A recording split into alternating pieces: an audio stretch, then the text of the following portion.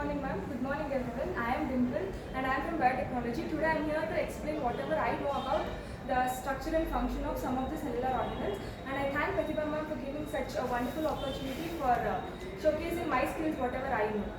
And my topic is about structure and function of cellular organelles. So when we think about cellular organelles, first thing that comes to our mind is what are cells. So cells are basic functional unit of all the living organisms. So any of the organism to function, cell is the most basic thing needed for it. So cell is not something very simple. So a very complex mechanisms takes place inside the cell. So for that, various cellular organelles are responsible, and there is a huge complex mechanism inside the cell taking place. Due to that complex mechanism, we are surviving today, and I am going to explain some of the cellular organelles today.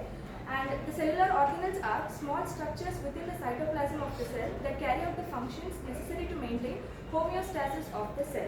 So cellular organelles are nothing but they are the small structures within the cytoplasm.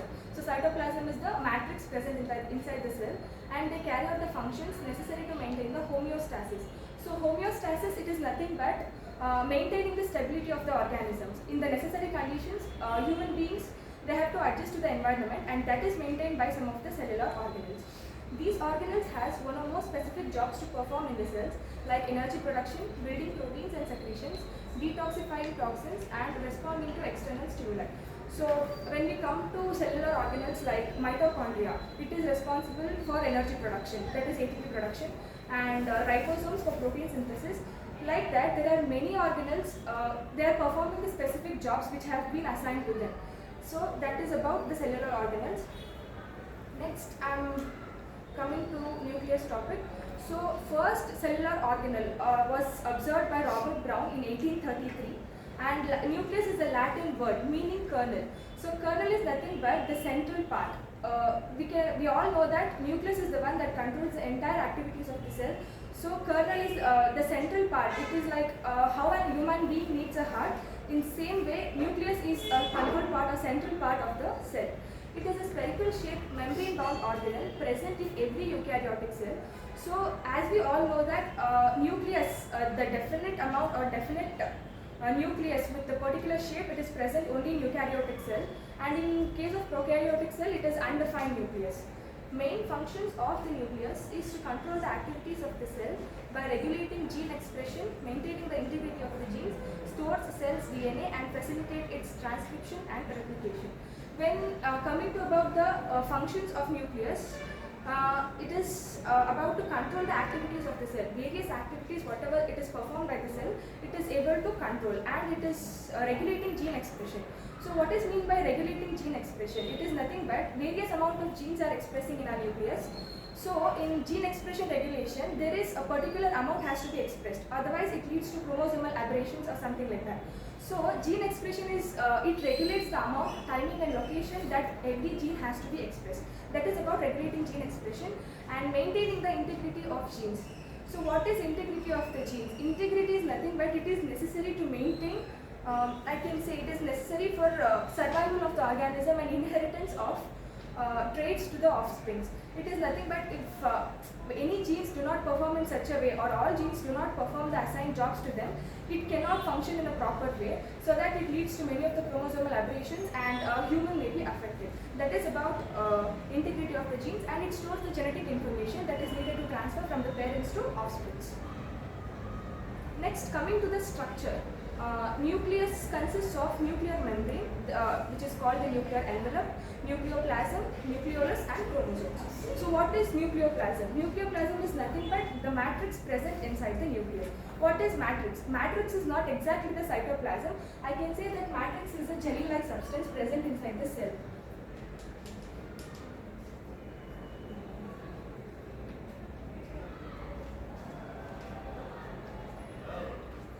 So it is a jelly-like substance present inside the cell. Nuclear membrane separates the constituents of the nucleus from cytoplasm. It consists of phospholipids that forms bilayer, and it also helps to maintain the shape of nucleus.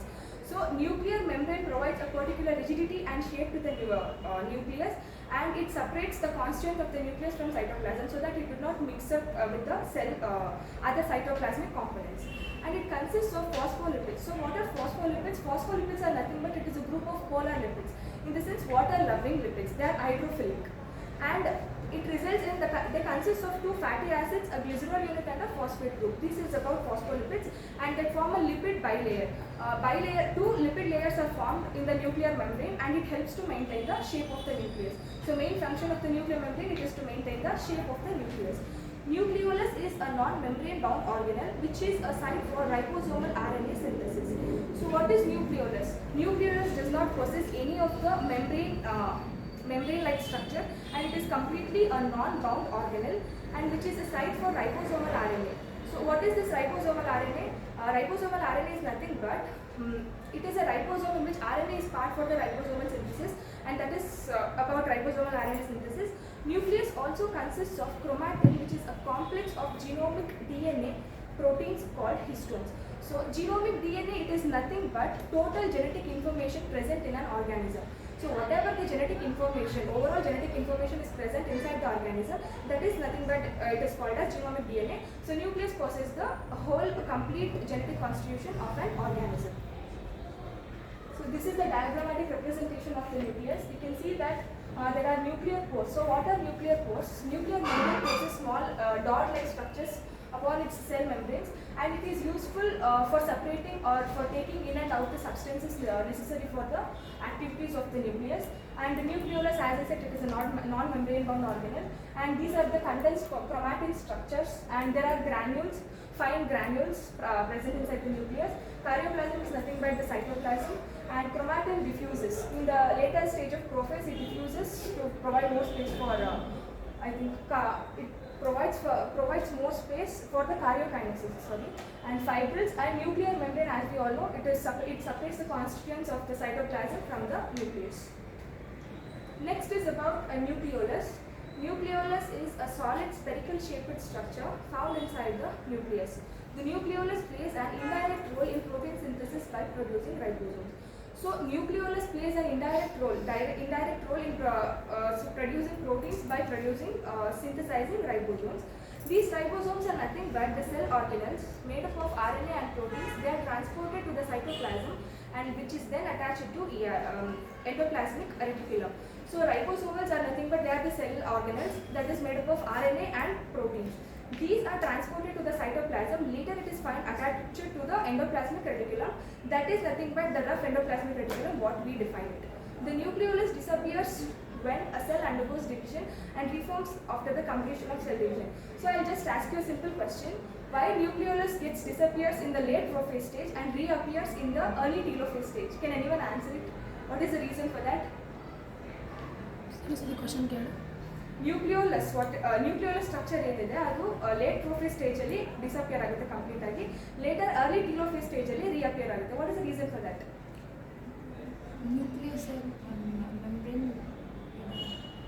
Nucleolus ಯಾಕೆ disappear ಆಗುತ್ತೆ ಅಂತಂದ್ರೆ late prophase stage ಅಲ್ಲಿ cell division takes place inside the cell.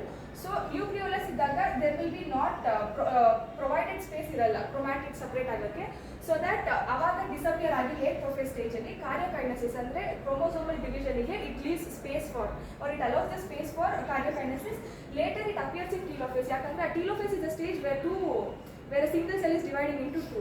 So new nucleolus is formed there. That is the reason why it is said nucleolus disappears in the late prophase stage and it reappears in the early telophase stage. One or more nuclei may be present within the nucleolus. Nucleolus disappears in late prophase stage and reappears. Whatever I said, that is the same thing. Then nucleosome. So chromosomal DNA is packaged inside the microscopic nuclei with the help of histones. So chromosomal DNA, whatever is present inside the nucleus, that is packed inside the microscopic is nothing but the small nuclei with the help of histones. So what are histones? Histones are nothing but the proteins. These are positively charged proteins that strongly adhere to negatively charged. When it comes to nucleosomal model, DNA is negatively charged, whereas the histones of the proteins, whatever it is there, they are positively charged, and these histones, they get sticked to the DNA and they form the complexes.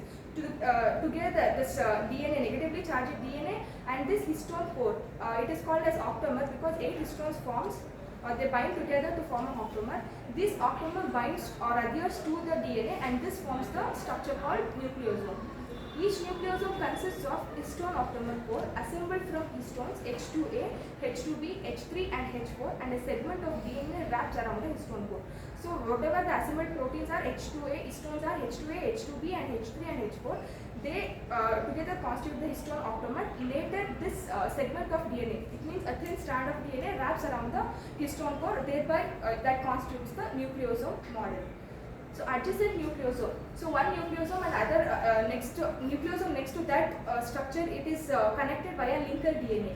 Linker DNA, with the help of linker DNA, both the nucleosomes which are adjacent, they are connected, and it reduces the size and volume of DNA strands so that it can fit inside the nucleus.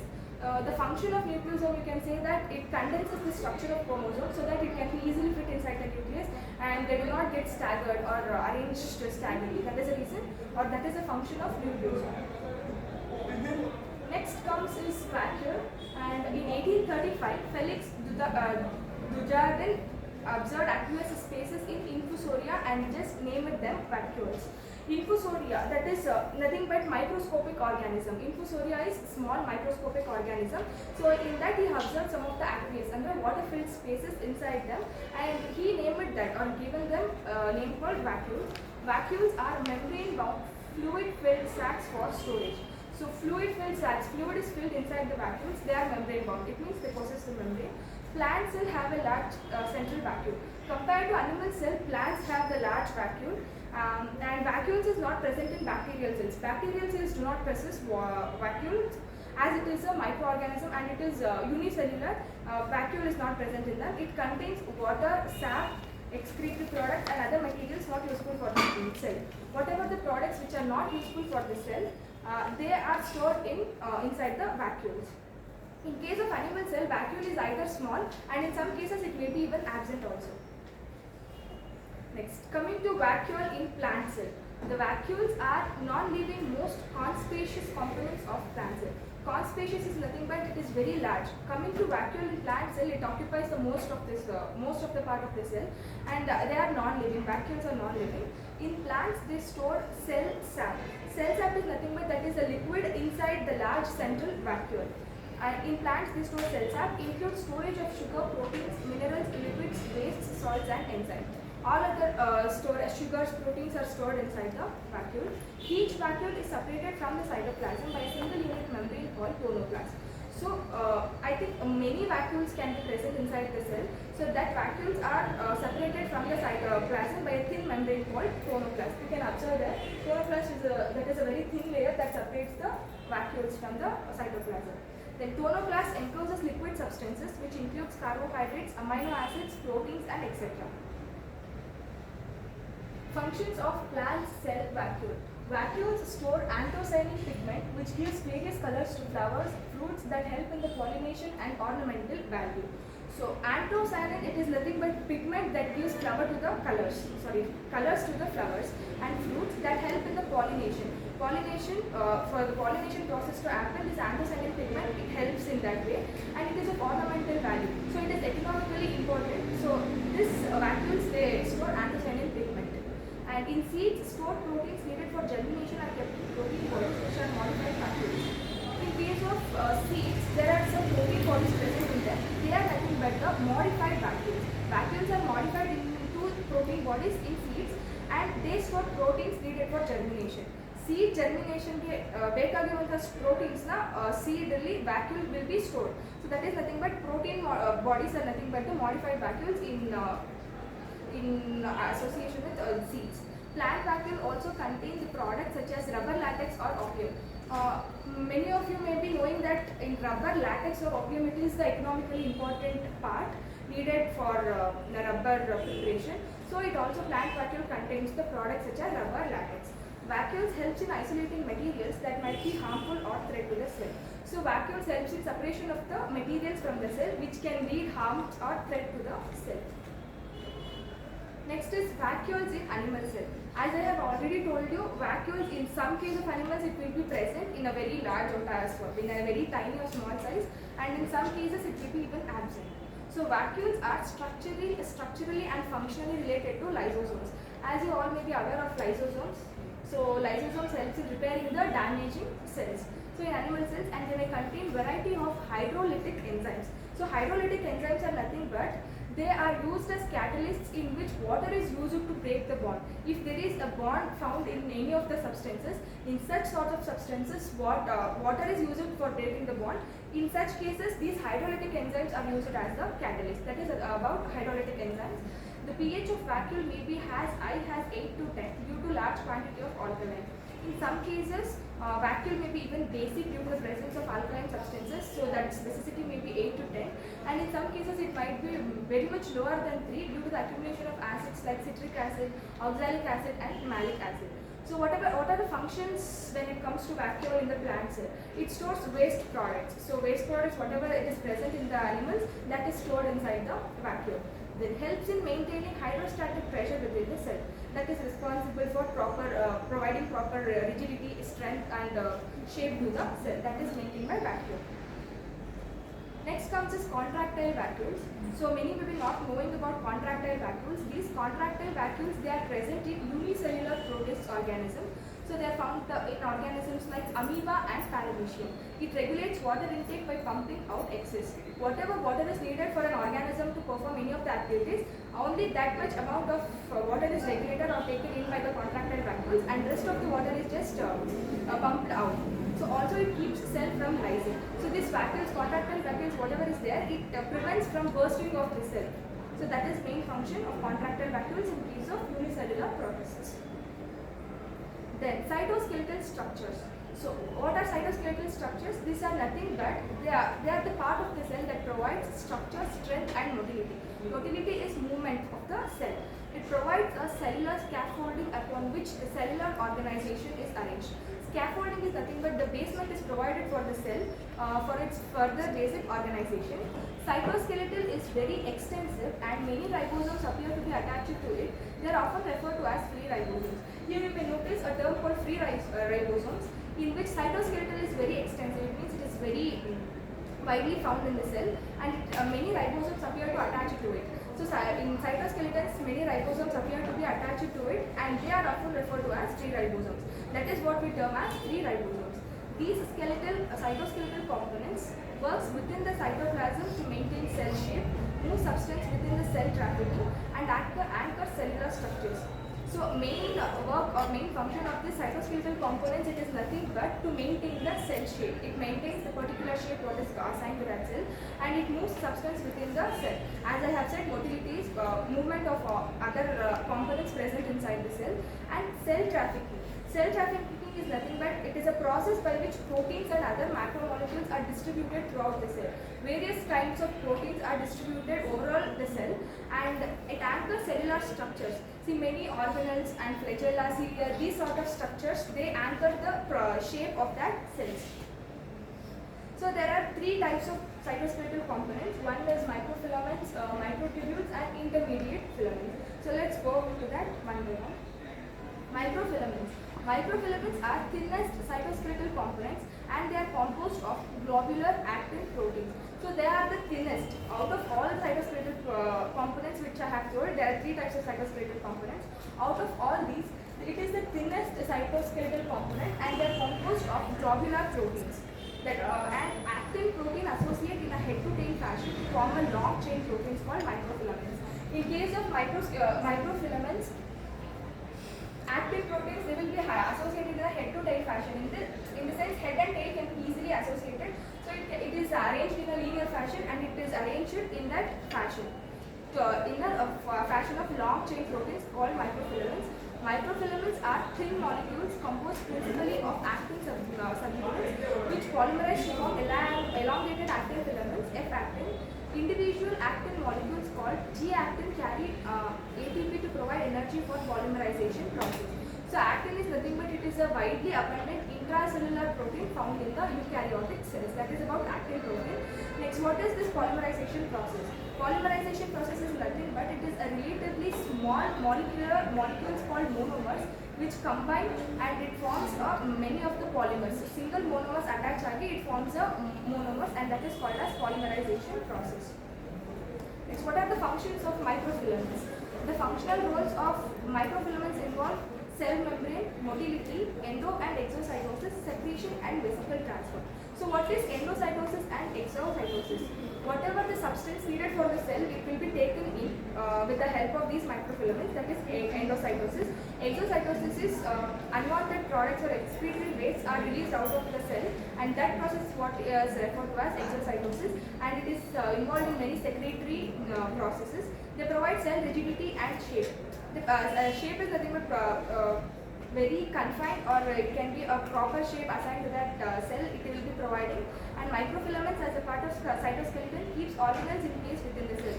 Without any staggered arrangement or without any stumbling, microfilaments will arrange the cells properly in that space, and it will be confined to particular space and will not be staggered anywhere.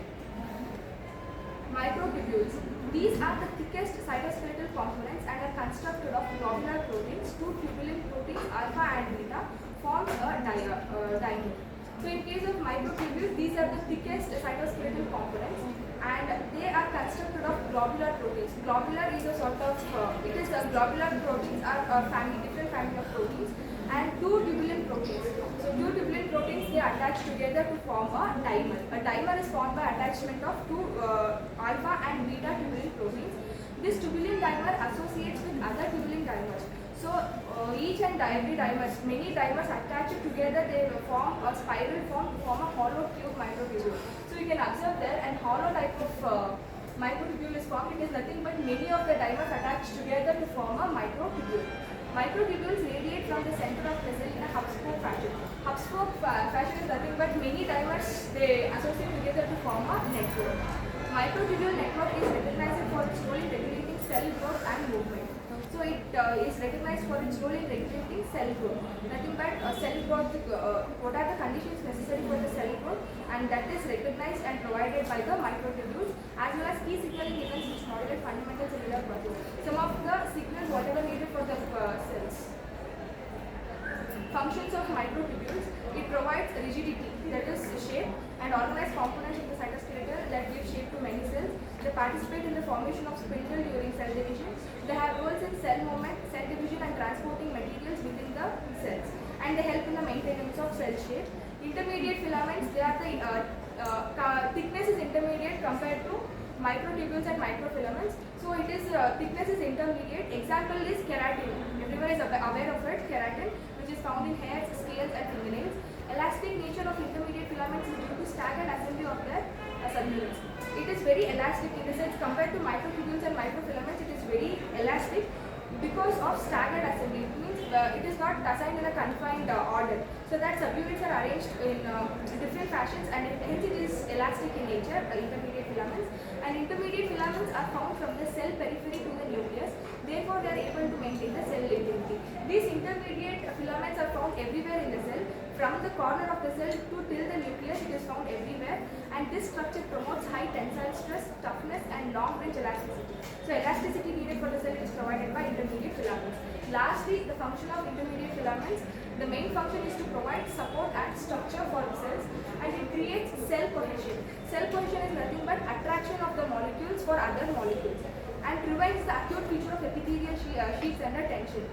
In the sense, whatever the cells will be bursting or rising sometimes, so that acute feature is prevented by this intermediate filament, and it helps to withstand the mechanical stress that occurs within the cells when cells are stressed.